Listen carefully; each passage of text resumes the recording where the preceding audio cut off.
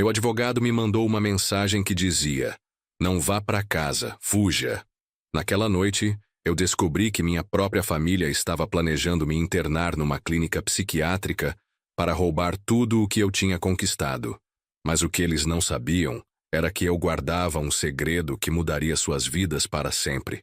Durante 45 anos, pensei ter criado filhos amorosos, mas descobri uma conspiração que destruiria qualquer homem comum. Porém, eu não era um homem comum. O que aconteceu depois foi uma vingança tão calculada que até hoje eles não conseguem acreditar no que perderam. E tudo começou com essa mensagem no meu celular. Mas antes de continuarmos, confira se você já está inscrito no canal e escreva nos comentários. De onde você está assistindo este vídeo? Meu nome é Raimundo Ribeiro e tenho 66 anos. Morador de São Paulo há mais de 4 décadas, construí minha vida tijolo por tijolo. Desde que cheguei do interior de Minas Gerais, com apenas uma muda de roupa e muita vontade de vencer. Hoje, olhando para trás, vejo que talvez tenha sido generoso demais com quem não merecia. Criei meus 2 filhos, Carlos e Marina, após minha esposa Conceição morrer num acidente de carro, quando eles tinham apenas 12 e 10 anos. Carlos sempre foi o mais esperto, formou-se em administração, casou-se com Patrícia e me deu 2 netos, Bruno, de 15 anos, e Larissa, de 12. Marina seguiu outro caminho, formou-se em enfermagem, casou-se com Júnior e tem uma filha, a pequena Isabela, de 8 anos. Durante todos esses anos, trabalhei como comerciante no centro de São Paulo. Comecei vendendo roupas numa barraquinha na rua 25 de Março e, com muito suor e dedicação, consegui abrir 3 lojas de confecções. Nunca me casei novamente. Dediquei minha vida inteira aos meus filhos e depois aos meus netos. Naquela terça-feira de março, saí do consultório do Dr. Henrique Almeida, meu advogado há mais de 15 anos, depois de uma consulta que deveria ter sido rotineira para atualizar meu testamento. Dr. Henrique sempre foi um homem sério, profissional, que conhecia minha família desde que Carlos era adolescente. Por isso estranhei quando ele pareceu nervoso durante nossa conversa. "Seu Raimundo", disse ele mexendo os papéis sobre a mesa com as mãos ligeiramente tremendo. "Tudo está em ordem com seus documentos. O senhor tem muitos anos pela frente ainda." Suas palavras soaram forçadas, como se estivesse tentando me convencer de algo que nem ele mesmo acreditava. Quando me levantei para ir embora, Dr. Henrique fez algo que nunca havia feito antes. Ele se aproximou de mim e, fingindo me cumprimentar, sussurrou baixinho no meu ouvido: "Senhor Raimundo, preciso falar com o senhor. Não pelo telefone do escritório. Vou mandar uma mensagem para seu celular ainda hoje." Saí de lá com o coração disparado. Em 40 anos de amizade profissional, Dr. Henrique nunca havia agido de forma tão estranha. Durante o trajeto de volta para casa no ônibus, 1000 pensamentos passaram pela minha cabeça. Por que meu advogado estava agindo de maneira tão misteriosa? O que ele precisava me falar que não podia dizer no escritório? Cheguei em casa por volta das 5 horas da tarde. Carlos estava na sala assistindo televisão, Patrícia mexia no celular no sofá, e os meninos estavam no quarto jogando videogame. Marina havia passado mais cedo para deixar Isabela, que brincava no quintal. "Como foi no advogado, pai?" perguntou Carlos, mas sem tirar os olhos da televisão. Algo no tom da sua voz me chamou a atenção. Parecia mais uma verificação do que interesse genuíno. "Tudo normal, filho. Só uns papéis para atualizar", respondi, observando a reação dele. Carlos apenas acenou com a cabeça e continuou vendo seu programa. Durante o jantar, notei que toda a família estava estranhamente quieta. Patrícia, que normalmente era muito falante, mal abriu a boca. Marina parecia tensa, evitava meu olhar. Até as crianças estavam mais reservadas que o normal. Havia uma atmosfera pesada no ar, como se todos soubessem de algo que eu desconhecia. Às 9 horas da noite, quando estava me preparando para dormir, meu celular vibrou. Era uma mensagem de um número que não reconheci, mas o conteúdo me deixou completamente gelado. "Senhor Raimundo, aqui é Dr. Henrique. Não vá para casa amanhã. Na verdade, se puder, saia de casa ainda hoje. Sua família esteve aqui ontem. Eles querem interná-lo numa clínica psiquiátrica. Disseram que o senhor está com demência e precisa ser internado. Queriam que eu os ajudasse a conseguir os documentos necessários. Não concordei. Mas eles vão procurar outro advogado. Fuja, seu Raimundo. Eles estão atrás do seu dinheiro. Li a mensagem 3 vezes antes de conseguir processar completamente o que estava acontecendo. Minha própria família, os filhos que criei com tanto amor, estavam conspirando para me internar forçadamente. As mãos me tremiam tanto que quase derrubei o celular. Sentei na cama e tentei entender como havia chegado a esse ponto.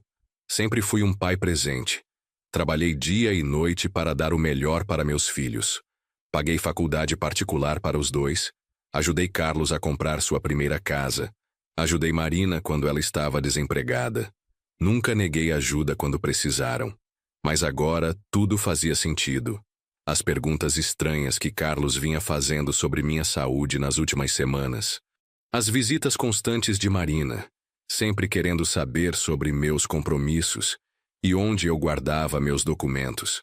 As conversas que paravam abruptamente quando eu chegava na sala.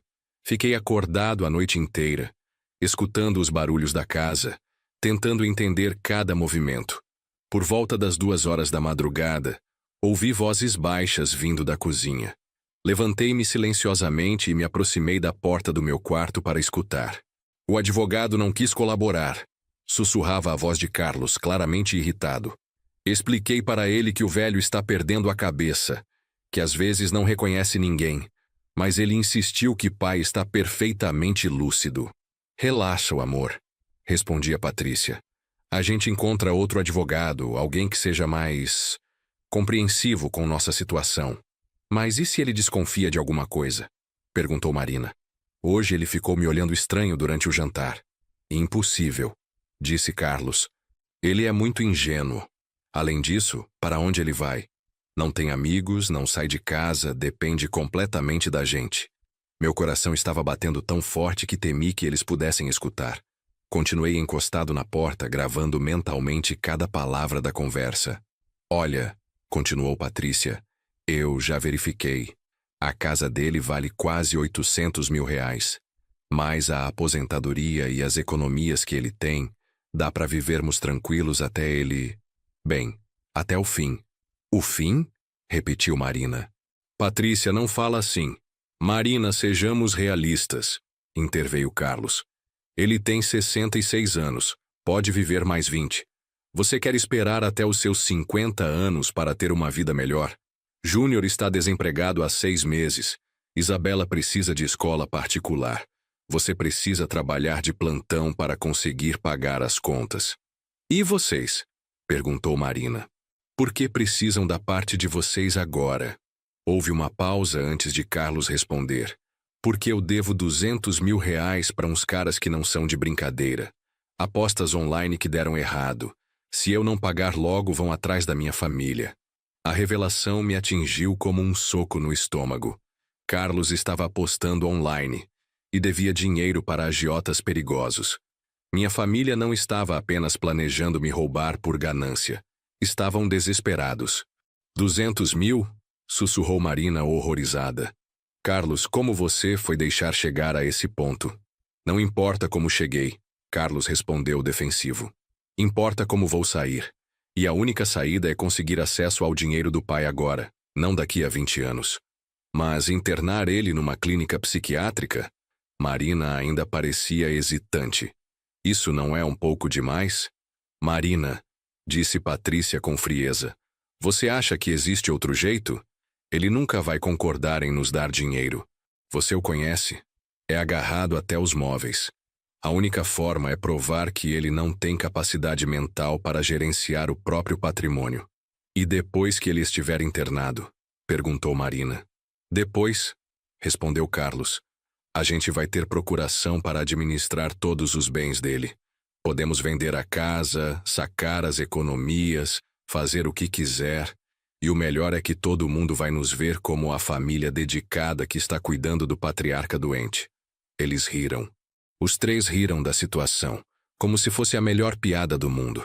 Riram da minha ingenuidade, do meu amor incondicional por eles, da facilidade com que conseguiriam me destruir.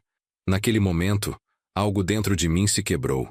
Não foi meu coração, que já havia se despedaçado quando li a mensagem do Dr. Henrique. O que se quebrou foi minha fé cega na bondade das pessoas, minha crença de que o amor sempre é correspondido. Primeira coisa amanhã de manhã, sussurrou Patrícia. Vou fazer cópias de todos os cartões dele. Assim a gente pode ir gastando aos poucos sem ele perceber. Perfeito, aprovou Carlos. E eu vou procurar todos os papéis dele. Deve ter testamento em algum lugar que a gente pode ajustar. Ajustar como? Perguntou Marina. Digamos que o pai, na sua confusão mental, decidiu deixar tudo para a gente porque somos os únicos que cuidamos dele. Carlos explicou com um sorriso na voz. Carlos, você é um gênio, disse Marina, admirada. Mas e se alguém suspeitar? Quem vai suspeitar? Tranquilizou Patrícia. Ele não tem amigos próximos, não tem família além de nós. É um velho solitário que depende completamente da gente. Quem vai defender ele? Elas estavam certas. Eu realmente não tinha amigos íntimos. Depois que Conceição morreu, me dediquei tanto aos filhos que perdi o contato com a maioria das pessoas. Meus irmãos moravam longe, no interior, e nós falávamos apenas por telefone esporadicamente. Mas o que eles não sabiam, o que nunca se preocuparam em descobrir, era que eu tinha guardado um segredo durante todos esses anos. Um segredo que mudaria completamente o jogo. Quando minha esposa morreu, além da dor e das responsabilidades, ela me deixou algo mais. Uma herança que mantive escondida todo esse tempo. 3.400.000 reais numa conta em banco no exterior. Mais 2 imóveis em Portugal que meu sogro havia comprado como investimento nos anos 80. Nunca contei para meus filhos sobre essa herança, porque queria ter certeza de que me amavam pelo que eu era, não pelo que eu tinha. Queria que construíssem suas próprias vidas, fossem independentes. Mas agora percebo que fui um tolo. Bom, disse Carlos finalmente. Acho que está tudo combinado. Amanhã a gente coloca o plano em ação. E lembrem-se, na frente dele, temos que continuar sendo a família amorosa de sempre. Claro, respondeu Patrícia. Eu sou uma excelente atriz. Posso fingir que amo ele por mais alguns dias. Escutei os passos se afastando em direção aos quartos. Fiquei ali parado com a mensagem do Dr. Henrique ainda brilhando na tela do meu celular. Ele estava certo. Eu precisava fugir, mas não como uma vítima assustada. Eu ia fugir como um homem que acabara de despertar de um sonho de 45 anos. Ia fugir para planejar a vingança mais perfeita que eles jamais poderiam imaginar. Passei o resto da madrugada planejando cada movimento. Não dormi nenhum minuto, mas pela primeira vez em meses me senti completamente desperto. Sabia que precisava agir rápido e com inteligência. Eles haviam subestimado o velhinho ingênuo, mas logo descobririam que acordaram o homem errado. Às 5 da manhã, quando tinha certeza de que todos estavam dormindo, peguei minha mala pequena e arrumei apenas o essencial. Documentos pessoais, algumas roupas, meus remédios e, mais importante, o caderninho onde havia anotado todos os detalhes das minhas contas secretas. Antes de sair, decidi fazer algo que me daria vantagem no futuro. Liguei o gravador do celular e caminhei pela casa, fazendo barulho propositalmente perto do quarto de Carlos e Patrícia. Como esperava, eles já estavam acordados, sussurrando sobre os planos do dia. Patrícia falava sobre fazer cópias dos meus cartões. Carlos mencionava o encontro com um novo advogado para discutir minha interdição. Você acha que ele suspeita de alguma coisa? Perguntou Patrícia, preocupada. Impossível, respondeu Carlos. Ele é muito velho e confiante. Além disso, que opção ele tem? Não tem para onde ir, não tem dinheiro próprio, não tem amigos. Somos tudo o que ele tem. É patético, acrescentou Patrícia com desprezo. Um homem de 66 anos completamente dependente dos filhos. Às vezes tenho pena dele, mas depois lembro que ele escolheu essa vida. Podia ter se casado de novo depois que a sogra morreu, mas preferiu ficar aqui sendo o avô perfeito. E agora vai pagar por essa decisão, concluiu Carlos friamente. Perfeito. Havia gravado material suficiente para afundá-los. Guardei o celular e terminei de me arrumar. Deixei um bilhete na mesa da cozinha. Saí para resolver umas coisas. Volto mais tarde, Raimundo. Sabia que eles não suspeitariam de nada. Afinal, um velho ingênuo fazendo uma fuga estratégica não era uma possibilidade que haviam considerado. Peguei um táxi até o banco mais próximo. Era quarta-feira de manhã cedo. E eu sabia que tinha algumas horas antes da minha família perceber que algo estava errado. No banco, saquei uma quantia considerável em dinheiro e verifiquei se minhas contas secretas estavam intactas. A funcionária, uma moça jovem chamada Cristiane, me olhou com curiosidade quando pedi para sacar 15 mil reais em espécie. Tem certeza, seu Raimundo? Disse ela com preocupação genuína. É uma quantia considerável para carregar em dinheiro. Tenho certeza, minha filha, respondi com firmeza. Tenho alguns assuntos pessoais para resolver. Depois do banco, peguei outro táxi para o Hotel Copacabana Palace, no Rio de Janeiro.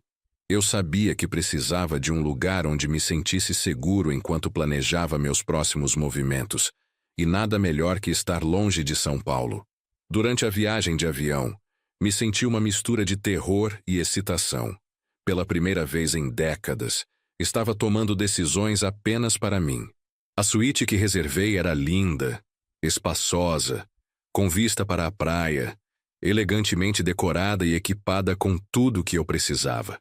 Sentei na poltrona da sala de estar e, pela primeira vez desde a noite anterior, permiti que minhas emoções me dominassem. Chorei. Chorei pelos 45 anos que dediquei criando filhos que me viam como um obstáculo. Chorei pelas humilhações que havia suportado sem perceber. Chorei pelo homem que eu fora antes de me tornar apenas o avô perfeito que eles desprezavam. Mas depois de chorar, enxuguei as lágrimas e comecei a planejar. Peguei meu caderno e comecei a fazer uma lista de tudo o que precisava fazer. Primeiro, entrar em contato com meus consultores financeiros no exterior para ativar minhas contas. Segundo, contratar o melhor advogado do Rio de Janeiro. Terceiro, encontrar um detetive particular que pudesse me ajudar a documentar tudo o que minha família havia feito e estava planejando fazer. Às 2 horas da tarde, meu celular começou a tocar. Era Carlos. Pai, onde o senhor está? São 2 da tarde e o senhor não voltou. A gente está preocupado.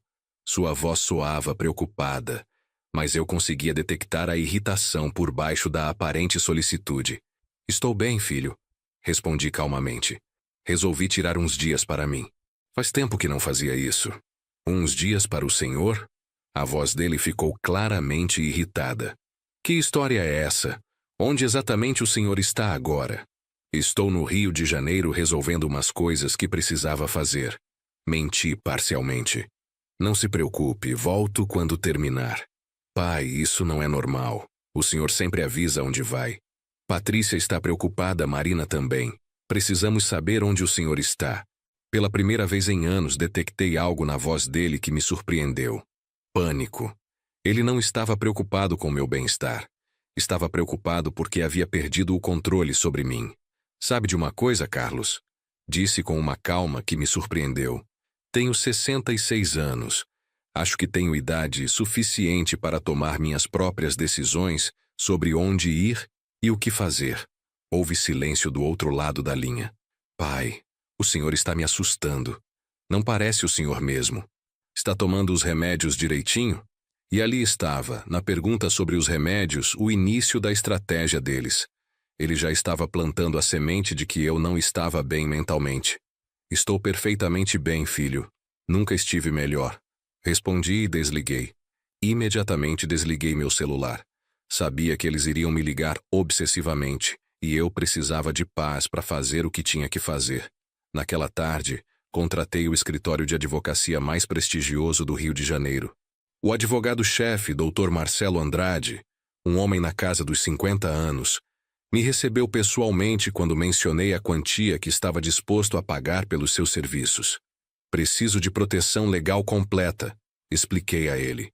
Minha família está tentando me fazer parecer incompetente mentalmente para tomar controle dos meus bens.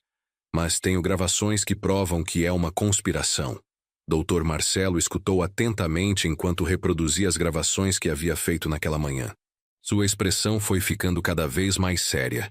Senhor Raimundo, disse finalmente, o que sua família está planejando constitui abuso contra idoso, conspiração para cometer fraude e potencialmente falsificação de documentos.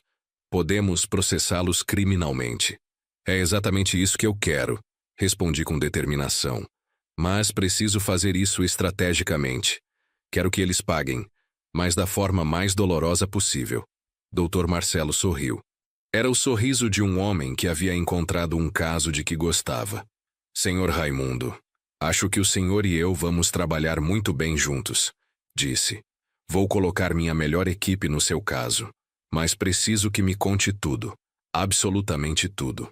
Contei a ele sobre criar Carlos e Marina sozinho, sobre meus anos de sacrifício, sobre a herança secreta, sobre tudo. Dr. Marcelo tomou notas cuidadosamente. O senhor sabe exatamente quanto dinheiro tem nas contas secretas? Perguntou. 3.400.000 reais em dinheiro, mais 2 imóveis em Portugal que valem aproximadamente 1,5 milhão, respondi. Dr. Marcelo parou de escrever e me olhou com renovado respeito. Senhor Raimundo, o senhor não é apenas uma vítima de abuso familiar. É um homem muito poderoso que foi subestimado pela sua família. Vamos usar esse poder para ensinar a eles a lição de suas vidas. Pela primeira vez em dias, sorri genuinamente. A guerra havia começado, mas agora eu tinha as armas certas. Naquela noite do conforto da minha suíte no hotel, liguei meu celular para verificar minhas mensagens. Tinha 42 chamadas perdidas de Carlos, 18 de Marina e 12 de Patrícia. As mensagens de texto estavam ficando cada vez mais desesperadas. Pai, por favor responda. Estamos muito preocupados. Raimundo, se não responder, vamos chamar a polícia. Vou onde o senhor está. Papai disse que o senhor pode estar com problemas. Decidi responder apenas para Carlos. Estou bem. Não se preocupem. Volto quando estiver pronto. A resposta veio imediatamente. Pai, isso não é normal. O senhor precisa voltar para casa agora. Patrícia fez seu jantar favorito. Seu jantar favorito. Como se depois de 45 anos, ele não soubesse que Patrícia nunca havia cozinhado nada especial para mim. Era outra mentira. Outra manipulação. No dia seguinte, Dr. Marcelo me ligou cedo. Senhor Raimundo, tenho notícias interessantes. Meu detetive particular já começou a trabalhar no seu caso e descobriu algo importante. O quê? Sua nora, Patrícia, tem usado suas informações pessoais para solicitar cartões de crédito em seu nome nos últimos 8 meses. Como assim? Exclamei, sentindo a indignação crescer no peito. Ela tem 7 cartões de crédito que o senhor nunca autorizou, com uma dívida acumulada de 56 mil reais. Compras em lojas de luxo, restaurantes caros, até uma viagem para Cancún no mês passado. Mas eu nunca fui para Cancún, disse confuso. Não, senhor, eles foram. Sua família tirou férias de 1 semana usando seu dinheiro enquanto disseram para o senhor que iam visitar a mãe doente da Patrícia. A memória me atingiu como um tapa. Lembrava perfeitamente daquela semana.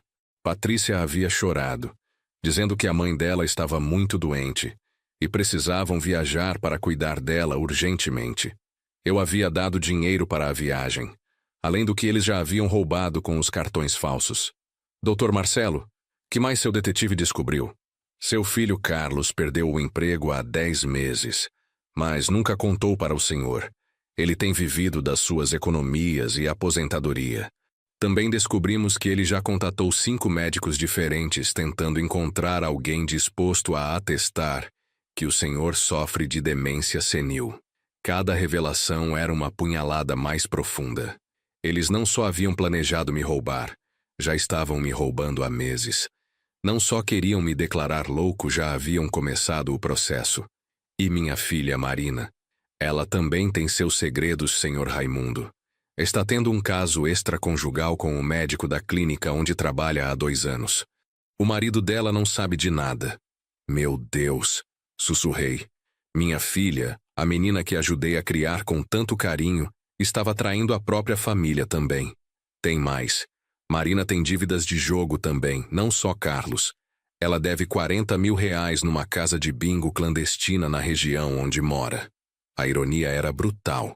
Enquanto planejavam destruir minha vida me acusando de louco, cada um deles estava vivendo mentiras que os tornavam muito piores do que eu jamais poderia imaginar. Doutor Marcelo, quero que documente tudo isso, disse com determinação renovada. Cada mentira, cada roubo, cada traição. Quero que, quando chegar a hora de confrontá-los, tenham provas de tudo. Claro, senhor Raimundo, mas tenho uma sugestão. Em vez de confrontá-los imediatamente, que tal deixarmos eles cavarem um pouco mais fundo a própria cova? Naquela tarde, decidi fazer algo que não fazia há anos. Comprar roupas novas. Fui às lojas mais elegantes do Rio de Janeiro e comprei 3 ternos lindos. Um preto elegante, um azul marinho vibrante e um cinza que me fazia sentir poderoso. Também comprei sapatos novos, uma maleta de couro genuíno e até cortei o cabelo no melhor salão da cidade. O cabeleireiro, um rapaz jovem chamado Fernando, trabalhou no meu cabelo por 2 horas. Senhor, me disse enquanto trabalhava, o senhor tem um cabelo bonito. Por que negligenciou tanto? Porque durante muito tempo achei que não valia a pena cuidar de mim mesmo. Respondi honestamente. Pensei que minha única função era ser o avô invisível que cuida de todo mundo. Bem, esses dias acabaram. Fernando declarou firmemente. Quando eu terminar com o senhor, vai parecer o rei que sempre foi. E ele estava certo. Quando me olhei no espelho, não reconheci o homem que olhava de volta. Meu cabelo tinha um corte moderno e elegante. Eu parecia poderoso, confiante. Naquela noite, jantando no restaurante do hotel, decidi ligar para Carlos. Pai, finalmente! Sua voz soava furiosa, não preocupada. Onde diabos o senhor tem estado? Cuidando de mim mesmo, filho. Respondi calmamente. Sabe, não me cuidava há anos. Tem sido muito revelador. Pai, isso tem que parar. O senhor não pode simplesmente desaparecer assim. Somos sua família. Temos direito de saber onde o senhor está. Direito! Repeti, deixando a palavra pairar no ar. Desde quando minha família tem direitos sobre mim? Desde que o senhor começou a agir de forma estranha, respondeu. E ali estava de novo, tentando plantar a semente de que eu estava mentalmente instável. Estranho. Parece estranho para vocês que um homem de 66 anos decida tirar uns dias para si mesmo? Sim, quando esse homem nunca fez nada parecido antes. Pai, acho que o senhor precisa conversar com um especialista. Um especialista? Perguntei, fingindo confusão. Que tipo de especialista, Carlos? Um psicólogo, pai. Alguém que possa ajudá-lo com essas mudanças de comportamento. Perfeito. Ele estava admitindo suas intenções numa ligação que eu estava gravando. Sabe de uma coisa, filho? Você está certo. Eu preciso de ajuda especializada, disse a ele. Pude ouvir seu suspiro de alívio do outro lado da linha. Fico feliz que entenda, pai. Sim, entendo perfeitamente. Preciso de um especialista em fraude familiar, um especialista em abuso de idosos e um especialista em manipulação psicológica, porque é exatamente isso que vocês têm feito comigo. O silêncio do outro lado da linha foi ensurdecedor. Pai, do que o senhor está falando? Estou falando do fato de que sei de tudo, Carlos. Sei sobre os cartões de crédito falsos que Patrícia tirou em meu nome. Sei sobre seu plano de me internar forçadamente. Sei sobre os médicos que vocês contactaram. Pai, isso é ridículo. Não sei do que está falando. Acho que realmente precisa de ajuda médica. Sabe o que mais eu sei, Carlos? Sei que você perdeu o emprego há 10 meses e que tem vivido às custas do meu dinheiro enquanto mentia na minha cara. Sei sobre a viagem para Cancún que vocês pagaram com meu dinheiro roubado. Você está delirando, disse ele, mas sua voz não soava mais tão segura. Delirando? Ontem à noite ouvi vocês planejando como me fazer realmente enlouquecer trocando meus remédios. Isso também é delírio? Desta vez o silêncio foi ainda mais longo. Pai, volte para casa. Podemos conversar sobre isso em família. Não, Carlos. Nós não somos mais família. Uma família não trai da forma que vocês me traíram. Uma família não planeja a destruição mental de um dos seus membros para roubar o dinheiro dele. Pai, por favor. O que eu vou fazer é dar uma chance para vocês. Apenas uma chance de confessar tudo, pedir desculpas genuinamente e devolver cada centavo que roubaram de mim. Se fizerem isso, talvez, apenas talvez, eu consiga encontrar uma forma de perdoar vocês. Não temos nada para confessar, respondeu ele, mas sua voz estava tremendo. Então nos vemos no tribunal, filho. Tenha uma boa noite. Desliguei o telefone e pela primeira vez em dias, me senti completamente em paz. A guerra havia sido oficialmente declarada e eu tinha todas as armas.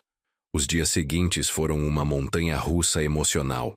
Meu telefone não parava de tocar com ligações desesperadas da minha família. Primeiro, tentaram a tática do amor. Mensagens chorosas de Marina dizendo o quanto sentia saudades. Vozes quebradas de Patrícia pedindo perdão por qualquer mal-entendido. Súplicas de Carlos implorando para eu voltar para casa para esclarecermos as coisas. Quando essa estratégia não funcionou, mudaram para medo e intimidação.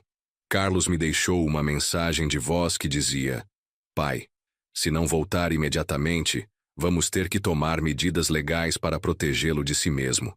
Seu comportamento errático está nos forçando a considerar a tutela legal. Mas, Dr. Marcelo, já me havia preparado para isso. Senhor Raimundo, deixe eles entrarem com o pedido de tutela, me aconselhou durante uma de nossas reuniões. Será a melhor prova que poderíamos ter das verdadeiras intenções deles. Além disso, já temos 3 psiquiatras independentes que atestaram que o senhor está em perfeita condição mental. Enquanto isso, meu detetive particular havia estado muito ocupado. A cada dia, recebia novos relatórios que me deixavam mais chocado do que imaginava ser possível. Senhor Raimundo, me disse durante nosso encontro de sexta-feira, sua família acelerou drasticamente os planos desde que o senhor desapareceu. Ontem, Carlos foi ao seu banco tentando acessar suas contas, dizendo que o senhor havia sofrido um surto psicótico e que ele precisava administrar temporariamente suas finanças. E o que o banco disse? Felizmente, o gerente é muito profissional. Disse para Carlos que precisaria de documentação legal oficial para fazer qualquer mudança nas suas contas. Mas Carlos insistiu tanto que tiveram que pedir para ele se retirar. Tem mais. Patrícia tem vendido seus pertences. Ontem vi ela anunciar várias peças dos seus móveis antigos num site de vendas online. Ela também tentou vender sua coleção de relógios numa casa de penhores. Mas o avaliador se recusou porque as peças obviamente pertenciam a uma pessoa mais velha. E Patrícia não conseguiu provar que tinha autorização para vendê-las. Meu coração disparou. Aqueles relógios eram presentes da minha falecida esposa, peças únicas que ela havia colecionado ao longo de décadas. E Marina? Ela tem sido a mais ativa de todas. Tem contado para os colegas de trabalho que o senhor está sofrendo de Alzheimer avançado e que a família está considerando interná-lo. Ela também tem usado essa história para pedir dinheiro emprestado de várias pessoas conhecidas, dizendo que precisa de fundos para pagar os cuidados médicos do seu avô. Cada revelação era mais dolorosa que a anterior. Eles não só estavam me roubando, estavam destruindo minha reputação e usando minha suposta doença para manipular outras pessoas. Mas aqui está a parte mais interessante, continuou o detetive. Ontem à noite, os 3 tiveram uma reunião na sua casa com um homem que nossas fontes identificaram como Mário Santana, um falsificador de documentos conhecido no submundo criminal de São Paulo. Um falsificador? Perguntei, sentindo meu sangue gelar. Aparentemente estão planejando criar documentos médicos falsos que atestem sua incompetência mental. Mário Santana é especialista em criar históricos médicos fictícios e falsificar assinaturas de médicos. Isso era muito pior do que eu havia imaginado. Eles não só queriam me roubar, estavam dispostos a cometer múltiplos crimes graves para fazer isso. Dr. Marcelo, disse pelo telefone naquela mesma tarde, acho que é hora de acelerar nossos planos. Se esperarmos mais, eles vão ter documentos falsos que podem complicar as coisas. Concordo, Sr. Raimundo. Está pronto para a fase 2 do nosso plano? A fase 2 era brilhante em sua simplicidade. Em vez de confrontá-los diretamente, íamos deixar que se incriminassem publicamente. Na segunda-feira de manhã, me vesti com meu terno preto elegante, coloquei minhas melhores joias e me dirigi ao escritório imobiliário mais prestigioso de São Paulo. Havia marcado um horário para ver propriedades de luxo, especificamente casas no valor de mais de R$1 milhão. Senhor Raimundo, me cumprimentou o corretor, um homem elegante chamado Roberto. É um prazer conhecê-lo. Entendo que está interessado em adquirir uma propriedade de alto valor. Isso mesmo, respondi com confiança. Estou procurando uma casa que reflita minha nova etapa de vida. Algo elegante, moderno, com boa segurança. O que Roberto não sabia era que meu detetive particular havia coordenado tudo perfeitamente. Às 11 da manhã, exatamente quando estaríamos visitando a segunda propriedade, Carlos, Marina e Patrícia apareceriam coincidentemente no mesmo escritório imobiliário. Estávamos no meio da visita a uma mansão espetacular quando ouvi vozes familiares na entrada principal. Com licença, disse para Roberto. Acho que alguns conhecidos acabaram de chegar. Quando descemos para o saguão principal, lá estavam eles, os três, vestidos com suas melhores roupas, conversando com outro corretor. Estamos interessados em vender uma propriedade, ouvi Carlos dizer. É a casa do meu pai, mas ele está doente e temos procuração para cuidar dos assuntos dele. Procuração? Perguntou o corretor. Poderia me mostrar a documentação? Bem, ainda estamos processando os papéis oficiais, respondeu Marina nervosamente. Mas é só questão de dias. Queremos adiantar o processo de avaliação. Olá, família, disse alto das escadas. Os três se viraram ao mesmo tempo e suas expressões de horror foram dignas de cinema. Carlos empalideceu. A boca de Marina se abriu sem emitir som, e Patrícia literalmente deu um passo para trás. Pai, gaguejou Carlos. O que está fazendo aqui? A mesma coisa que vocês, aparentemente, respondi calmamente descendo as escadas. Embora eu esteja comprando, não vendendo. Roberto, meu corretor, se aproximou com um sorriso profissional. Conhece essas pessoas, senhor Raimundo? Infelizmente sim, respondi. Esta é minha família. Ou pelo menos era o que eu pensava até recentemente. Pai, precisamos conversar, disse Carlos tentando soar autoritário, mas falhando miseravelmente. Sobre o que, Carlos? Sobre como vocês estavam planejando vender minha casa sem autorização? Sobre os documentos falsos que estão processando? Ou sobre a procuração que acabou de mencionar e que não existe? O outro corretor pareceu confuso e claramente desconfortável. Com licença, interrompeu. Mas se há um conflito legal sobre a propriedade, não podemos proceder com nenhuma avaliação até que seja resolvido. Não há conflito, disse Marina desesperadamente. É que ele não tem estado bem da cabeça ultimamente. Eu não estou bem da cabeça? Repeti alto, garantindo que todos no escritório pudessem ouvir. É por isso que estou aqui comprando uma casa de R$1,5 milhão com meu próprio dinheiro? O queixo de Roberto despencou. R$1,5 milhão, sussurrou Patrícia. Ah, sim, querida nora, disse com um sorriso doce. Acontece que seu sogro senil tem muito mais dinheiro do que vocês pensavam. Peguei meu celular e disquei o número do Dr. Marcelo. Doutor, estou na imobiliária Silva em Associados. Minha família está aqui tentando vender minha propriedade sem autorização e alegando que tem procuração sobre meus negócios. Poderia mandar alguém do seu escritório para documentar essa situação? Claro, senhor Raimundo. Alguém estará aí em 15 minutos. Desliguei e olhei para minha família com uma calma que me surpreendeu. Agora vamos esperar meus advogados chegarem, anunciei. E eles vão explicar para todos aqui exatamente que documentos legais vocês têm, como os obtiveram e por que acreditam ter direito de vender minha propriedade. Carlos tentou se aproximar de mim. Pai, isso é um mal-entendido. Podemos resolver em casa. Não, disse firmemente, dando um passo para trás. Não há mais nada para resolver em casa. Eu não tenho mais casa, pelo menos não com vocês nela. Marina começou a chorar, mas eram lágrimas de pânico, não de tristeza. Raimundo, por favor, somos família. Tudo o que fizemos foi pensando no seu bem. No meu bem? Perguntei, elevando a voz. Roubar meu dinheiro com cartões de crédito falsos foi para o meu bem? Planejar forjar documentos médicos foi para o meu bem? Contratar um criminoso para falsificar meu histórico médico foi para o meu bem?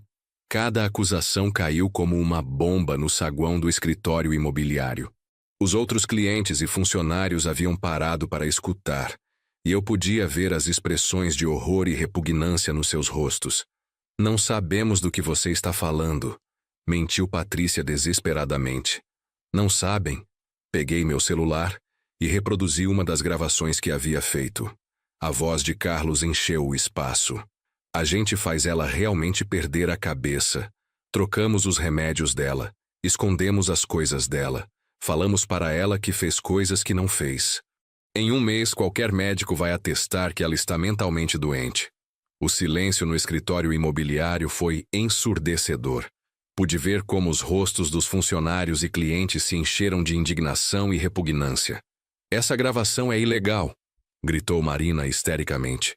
Não neste estado, respondi calmamente. E definitivamente não quando é gravada para prevenir um crime que está sendo planejado. Naquele momento, 2 advogados do escritório do Dr. Marcelo chegaram junto com um tabelião público. Senhor Raimundo, somos da Andrade em Associados. Entendemos que há algumas pessoas aqui que alegam ter autoridade legal sobre seus negócios. Isso mesmo, respondi. Gostaria que documentassem oficialmente que essas 3 pessoas não têm nenhum poder legal sobre mim, minhas propriedades ou minhas finanças, e que qualquer tentativa de exercer tal autoridade constitui fraude. Um dos advogados se dirigiu a Carlos. Senhor, poderia me mostrar a documentação que justifica sua autoridade para vender a propriedade do senhor Raimundo? Carlos abriu e fechou a boca como um peixe fora d'água. Estamos no processo de... Em outras palavras, eles não têm nenhuma documentação, declarei, porque não têm nenhuma autoridade. O que eles têm é um plano criminoso para roubar tudo o que possuo. A humilhação pública no escritório imobiliário foi apenas o começo. Quando saímos do prédio, minha família me seguiu até a rua, alternando entre gritos e súplicas. Pai, espere! Gritou Carlos. Não podemos resolver isso? Foi tudo um mal-entendido terrível. Vô, por favor, chorava Marina. Eu te amo. Você não pode fazer isso conosco. Patrícia, por sua vez, havia mudado completamente de estratégia. Não fingia mais amor ou preocupação. Você é um velho amargo, me gritou enquanto eu entrava no táxi. Usou a gente todos esses anos. Carlos deu os melhores anos da vida dele para você. E é assim que retribui? Os melhores anos da vida dele? Me virei para ela da janela do táxi. Você quer dizer os anos que trabalhei 18 horas por dia para sustentá-lo? Os anos que abandonei minha carreira, meus amigos, minha vida social para criá-lo? Esses anos você escolheu adotá-lo, respondeu Patrícia com veneno na voz. Ninguém te obrigou, e agora finge que devemos eterna gratidão. Eu não finjo que me devem gratidão, repliquei com calma mortal. Apenas finjo que não me roubem, que não me traiam, e que não planejem me enlouquecer para pegar meu dinheiro. Aparentemente, isso foi pedir demais. Disse ao taxista para partir, deixando minha família gritando na calçada. Naquela tarde, Dr. Marcelo me convocou para uma reunião urgente em seu escritório. Senhor Raimundo, tenho notícias extraordinárias, disse com um sorriso que eu não havia visto antes. Que tipo de notícias? Sua família cometeu um erro crítico depois do incidente no escritório imobiliário. Que tipo de erro? No desespero, Carlos foi diretamente ao falsificador de documentos, Mário Santana, e pagou R$50 mil adiantados para acelerar a criação dos seus documentos médicos falsos. R$50 mil? Onde conseguiram tanto dinheiro? Dos cartões de crédito que tiraram em seu nome. E aparentemente Marina vendeu o carro dela. Mas aqui está a melhor parte. Mário Santana é informante da Polícia Federal. Ele tem colaborado com as autoridades nos últimos 8 meses para desmantelar uma rede de falsificação de documentos. Fiquei sem palavras por um momento. Quer dizer que minha família não só está sendo investigada por fraude familiar, mas agora está sob investigação federal por conspiração para a falsificação de documentos médicos. A Polícia Federal tem gravações de áudio e vídeo de toda a transação. Sua família está em sérios problemas legais. Naquela noite da minha suíte no hotel, decidi fazer algo que vinha adiando. Confrontar cada membro da minha família individualmente, mas não cara a cara. Eu tinha algo muito mais poderoso em mente. Abri meu laptop e criei uma conta na plataforma de transmissão ao vivo mais popular do país. Meu título era simples, mas eficaz. Um avô conta a verdade sobre sua família. Às 8 da noite, iniciei minha primeira transmissão ao vivo. Primeiro, havia apenas 5 espectadores, mas para minha surpresa, o número começou a crescer rapidamente. Boa noite. Comecei olhando diretamente para a câmera. Meu nome é Raimundo Ribeiro. Tenho 66 anos e hoje vou contar uma história que mudará a forma como vocês veem famílias perfeitas. Em 20 minutos, tinha mais de 800 espectadores. No final da primeira hora, eram mais de 4.000. Contei tudo, desde criar Carlos e Marina sozinho, até o bilhete secreto do Dr. Henrique, dos cartões de crédito fraudulentos aos planos de me enlouquecer. Reproduzi as gravações, mostrei os documentos que havia compilado e expliquei cada traição em detalhes precisos. Os comentários ao vivo eram esmagadoramente favoráveis. Que família horrível! Senhor Raimundo, o senhor é um guerreiro. Processe eles, faça eles pagarem por tudo. Meu avô passou por algo parecido. Obrigado por ser tão corajoso. Mas o que realmente mudou tudo foi quando, no meio da minha transmissão, recebi uma ligação ao vivo. Era Marina. Pai, por favor, desligue essa transmissão. Implorava. Você está arruinando nossas vidas. Eu estou arruinando as vidas de vocês? Repeti para que todos os espectadores pudessem ouvir. Vocês não acham que arruinaram a minha primeiro? Pai, todo mundo está assistindo. Meus amigos, meus colegas de trabalho, toda a clínica. Não consigo nem sair de casa. E como você acha que eu me sentiria se vocês me internassem numa clínica psiquiátrica contra minha vontade, me declarassem mentalmente incompetente e roubassem todo o meu dinheiro? Isso nunca ia acontecer. Nós só estávamos explorando opções. Explorando opções, gritei pela primeira vez em dias, perdendo a compostura que havia mantido. Marina, eu criei você desde bebê. Troquei suas fraldas, levei você na escola, cuidei de você quando estava doente.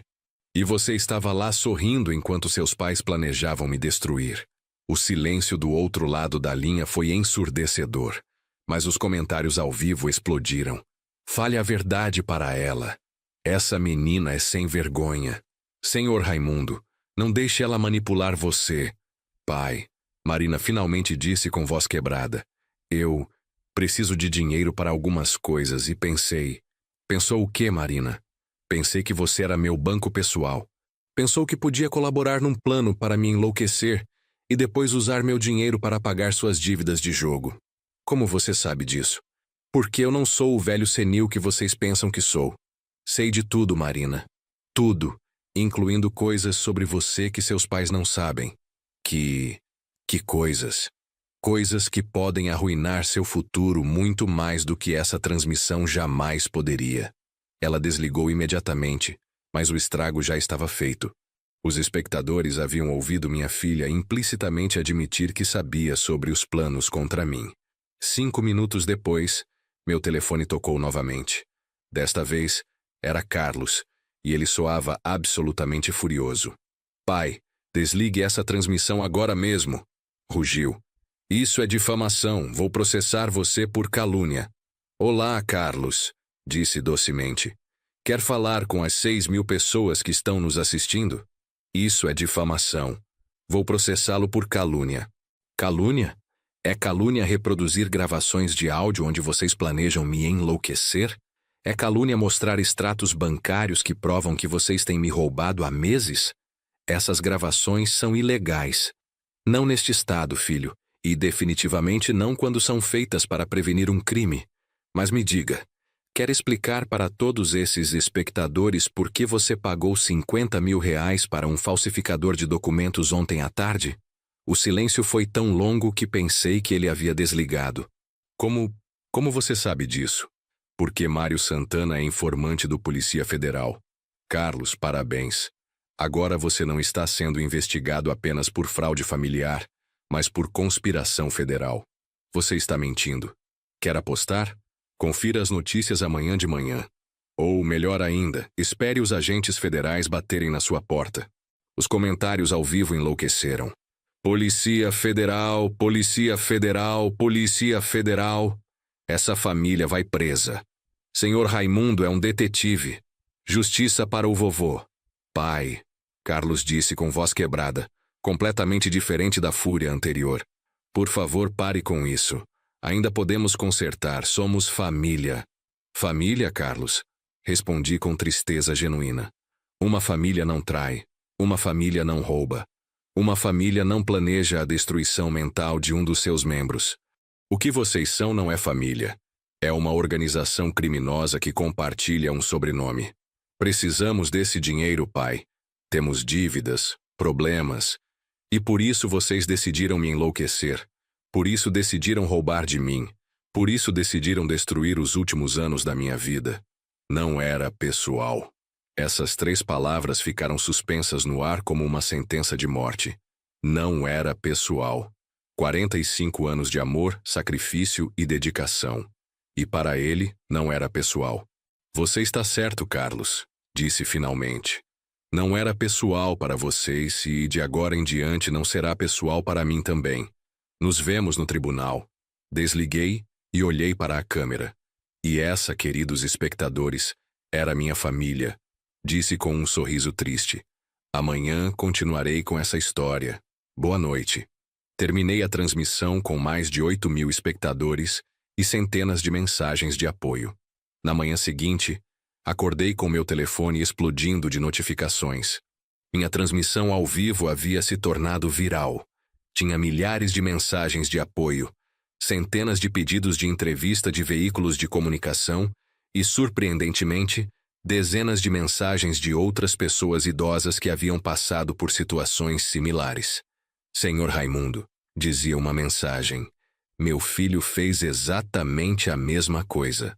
Obrigada por ser corajoso e contar sua história. O Senhor me inspirou a tomar uma atitude. Outra dizia, sou advogado especializado em abuso de idosos. Seu caso é exemplar. Se precisar de ajuda adicional, estou à disposição sem custo algum. Mas a mensagem que mais me impactou foi de uma mulher chamada Carla Almeida. Senhor Raimundo, sou assistente social. Ontem mesmo impedi uma família de internar seu pai de 75 anos depois de ver sua transmissão. Sua coragem está salvando outros avós. Dr. Marcelo me ligou às 9 da manhã. Senhor Raimundo, tenho notícias que vão mudar tudo, disse com um sorriso que eu ainda não havia visto. A Polícia Federal prendeu Mário Santana ontem à noite, e no interrogatório, ele confessou tudo sobre a transação com sua família. Tudo. Ele não só admitiu que Carlos pagou para ele falsificar documentos médicos, como também revelou que sua família pediu para ele criar um testamento falso em seu nome, deixando tudo para eles e declarando que o senhor estava mentalmente incompetente quando assinou. Senti como se tivesse levado um soco no estômago. Um testamento falso. Aparentemente, o plano era muito mais elaborado do que pensávamos. Eles iam usar os documentos médicos falsos para interná-lo. Depois apresentariam o testamento forjado e finalmente esperariam o senhor morrer na clínica para herdar legalmente tudo. Meu Deus! Sussurrei. Há quanto tempo eles estavam planejando isso? Segundo Mário Santana, Marina o contactou pela primeira vez há 6 meses. Essa não foi uma decisão desesperada de última hora. Foi uma conspiração calculada e premeditada. Naquela tarde, enquanto processava essas novas informações na minha suíte do hotel, recebi uma ligação inesperada. Era Marina. E pela primeira vez em semanas, sua voz soava genuinamente quebrada. Pai, podemos conversar, por favor? Só eu e você. Para quê, Marina? Para você mentir para mim de novo? Para tentar me manipular emocionalmente? Não, pai. Para te contar a verdade toda. Não aguento mais isso. Algo na voz dela me fez hesitar. Decidi arriscar. Está bem, mas vai ser num lugar público com testemunhas, e vou gravar toda a conversa. O que você quiser, só por favor. Nos encontramos no café do saguão do hotel. Marina chegou com os olhos inchados de tanto chorar, vestida de qualquer jeito, muito diferente da menina vaidosa que eu conhecia. Pai. Começou antes que eu pudesse dizer qualquer coisa. Você precisa saber que eu nunca quis que as coisas chegassem tão longe. Até onde, Marina? Até onde você achava que era aceitável? No começo, Carlos e Patrícia só falavam sobre convencer o senhor a se mudar para um lar de idosos de luxo. Diziam que seria melhor para você, que teria companhia de pessoas da sua idade. E o que você achou? Eu pensei que talvez eles estivessem certos. A casa é muito grande para o senhor sozinho, e às vezes você parecia solitário. Ela parou e me olhou nos olhos. Mas isso foi antes de eu saber sobre o dinheiro. Que dinheiro? Eles não sabiam sobre minhas contas secretas. Não, mas sabiam sobre sua aposentadoria, sobre as economias que tinha no banco local, sobre o valor da casa. Patrícia havia investigado por meses, mexendo nos seus papéis quando o senhor não estava em casa. Cada revelação era uma punhalada mais profunda. E quando eles decidiram que não era suficiente apenas me convencer, Marina começou a chorar. Quando Patrícia descobriu que o senhor podia viver mais 20 anos, ela disse que não podia esperar tanto tempo, que precisava do dinheiro agora. Para que ela precisava do dinheiro com tanta urgência? Para pagar as dívidas do Carlos. Ele perdeu muito dinheiro em apostas online nos últimos 3 anos.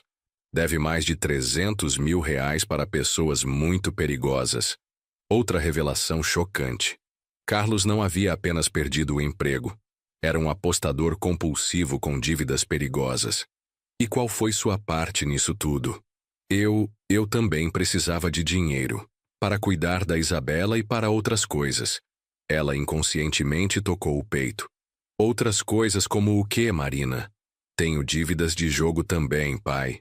Não tanto quanto Carlos, mas devo 40 mil reais numa casa de bingo clandestina. E se eu não pagar logo, eles vão atrás da Isabela. Meu coração se partiu pela minha filha, mas também senti uma raiva profunda.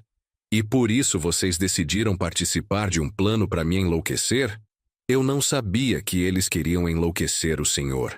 Ela gritou, atraindo olhares de outros clientes do café. Pensei que só queriam que um médico dissesse que o senhor precisava de cuidados especiais. Qual é a diferença, Marina? Eu não sei. Acho que não há diferença. Ela chorou em silêncio por alguns minutos. Pai, quando o senhor saiu de casa, tudo desmoronou. Carlos e Patrícia entraram em pânico total. Eles haviam contado com o dinheiro do senhor para resolver os problemas deles. E, de repente, não tinham mais acesso a nada. E o que fizeram? Patrícia começou a vender tudo o que conseguia da sua casa. Seus móveis, seus eletrodomésticos, até suas roupas.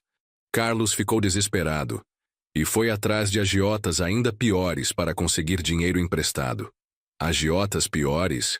Pessoas que não aceitam não como resposta, pai. Ontem eles apareceram na nossa casa procurando Carlos. Disseram que se ele não pagar até o final da semana, vão fazer algo terrível com Bruno e Larissa. Meu coração gelou pensando nos meus netos. E onde está Carlos agora? Escondido. Saiu de casa antes do amanhecer e não sabemos onde está. Patrícia está apavorada. Os meninos estão com medo e eu não sei mais o que fazer. Marina olhou diretamente nos meus olhos. Pai, eu sei que fiz coisas horríveis. Sei que traí sua confiança de uma forma imperdoável. Mas, por favor, não deixe que meus filhos paguem pelos meus erros. Bruno, Larissa e Isabela não têm culpa de nada disso. A menção aos meus netos despertou algo em mim que havia tentado suprimir. Apesar de tudo que minha família havia feito, as crianças eram inocentes. Bruno, com seus 15 anos, sempre foi um menino doce e estudioso. Larissa, aos 12, era alegre e carinhosa. E Isabela, apenas 8 anos, ainda me chamava de vovô do coração e corria para meus braços toda vez que me via. Marina, onde estão as crianças agora? Bruno e Larissa estão com uma vizinha. Estão apavorados porque escutaram os homens ameaçando o pai. Isabela está comigo, mas não entende o que está acontecendo. Fiquei em silêncio por alguns minutos, processando tudo. A situação havia escalado muito além do que imaginara. Não era mais apenas sobre traição familiar. Era sobre a segurança de crianças inocentes. Marina, preciso que você me responda algumas perguntas com total honestidade. Se mentir para mim agora, será a última conversa que teremos. O que quiser saber, pai? Primeiro, você realmente se arrepende do que fizeram? Ou está aqui apenas porque os planos deram errado? Marina demorou para responder. As duas coisas, disse finalmente. Me arrependo sim porque vi como machucamos o Senhor. Mas também estou aqui porque estamos desesperados. E o Senhor é nossa única esperança. Apreciei a honestidade, mesmo que dolorosa. Segunda pergunta. Se eu os ajudar agora, vocês vão tentar me prejudicar novamente no futuro? Não sei como responder isso, pai. Não posso garantir que nunca mais vou cometer erros, mas posso jurar que nunca mais vou conspirar contra o Senhor. Terceira pergunta. Quantas outras mentiras você me contou ao longo dos anos que eu não descobri ainda? Esta pergunta a fez chorar novamente. Muitas, pai. Sobre onde gastava o dinheiro que o Senhor me dava, sobre estar trabalhando quando às vezes faltava para jogar, sobre estar feliz no casamento, quando estava tendo um caso há 2 anos. Cada confissão era uma punhalada, mas preferia a verdade dolorosa às mentiras reconfortantes. Última pergunta. Você me ama ou apenas me vê como uma fonte de dinheiro e segurança? Marina chorou por quase 5 minutos antes de conseguir responder. Eu não sei mais, pai. Quando eu era pequena, o Senhor era meu herói. Mas ao longo dos anos, comecei a ver o Senhor como alguém que sempre estava lá para resolver meus problemas. Talvez isso não seja amor verdadeiro. Talvez seja só dependência. Pela primeira vez em nossa conversa, senti algo parecido com o orgulho dela. Finalmente estava sendo completamente honesta, mesmo que isso significasse admitir coisas terríveis sobre si mesma. Marina, vou fazer uma proposta. Uma única proposta, não negociável. Qualquer coisa, pai. Vou pagar as dívidas que colocaram vocês em perigo físico. Vou garantir que os agiotas não machuquem as crianças. Mas em troca, quero que você, Carlos e Patrícia, assinem documentos confessando tudo o que fizeram, se comprometendo a ressarcir cada centavo que roubaram de mim e concordando com medidas legais que garantam que vocês nunca mais tenham acesso aos meus bens sem minha autorização explícita. E depois disso, vocês vão ter que reconstruir suas vidas sem minha ajuda financeira. Podem continuar sendo minha família se provarem que mudaram genuinamente, mas nunca mais serão meus dependentes financeiros. Marina acenou lentamente. E se Carlos e Patrícia não concordarem? Então eles vão ter que enfrentar os agiotas sozinhos. Minha oferta é para proteger as crianças, não para recompensar adultos que conspiraram contra mim. Naquela tarde, Marina organizou um encontro na casa que um dia foi minha. Carlos havia voltado, claramente desesperado. Patrícia estava visivelmente abalada, muito diferente da mulher confiante que havia planejado minha destruição. Cheguei acompanhado de Dr. Marcelo e 2 seguranças particulares. Não estava correndo riscos. Raimundo! Carlos começou assim que me viu. Obrigado por vir. Precisamos resolver isso em família. Não somos família, Carlos, respondi friamente. Somos pessoas que compartilham um sobrenome e um passado. Mas estou aqui pelos meus netos. Dr. Marcelo apresentou os documentos que havia preparado. Eram extensos e detalhados, cobrindo cada crime que haviam cometido e estabelecendo termos claros para qualquer reconciliação futura. Vocês têm 2 opções, expliquei. Assinam estes documentos, confessam tudo publicamente, concordam em ressarcir tudo que roubaram e eu pago suas dívidas perigosas, ou enfrentam as consequências legais e físicas sozinhos. Carlos leu os documentos com expressão cada vez mais desesperada. Pai, isso vai nos arruinar financeiramente. Vocês se arruinaram sozinhos, Carlos. Eu só estou oferecendo uma forma de vocês se salvarem fisicamente. Patrícia foi a primeira a assinar, sem dizer uma palavra. Marina assinou em seguida, chorando silenciosamente. Carlos hesitou até o último momento, mas quando olhou pela janela e viu um carro suspeito parado na rua, também assinou. Naquela noite, paguei as dívidas de jogo mais perigosas. 300 mil reais do meu próprio dinheiro para proteger crianças inocentes dos erros dos adultos que deviam cuidar delas. 3 semanas depois, o processo criminal contra minha família havia sido concluído. Carlos e Patrícia receberam penas suspensas e trabalho comunitário. Marina, por ter colaborado com as investigações, recebeu apenas uma advertência legal. 6 meses depois, estou vivendo numa casa nova, elegante e segura. Mantenho contato limitado com minha família. Vejo meus netos uma vez por semana, sempre em locais públicos. Eles sabem parte da verdade sobre o que aconteceu, adaptada para suas idades. Carlos conseguiu um novo emprego e está frequentando reuniões para viciados em jogos. Patrícia trabalha meio período numa loja para ajudar a pagar as dívidas comigo. Marina mudou de cidade com Isabela e começou uma nova vida.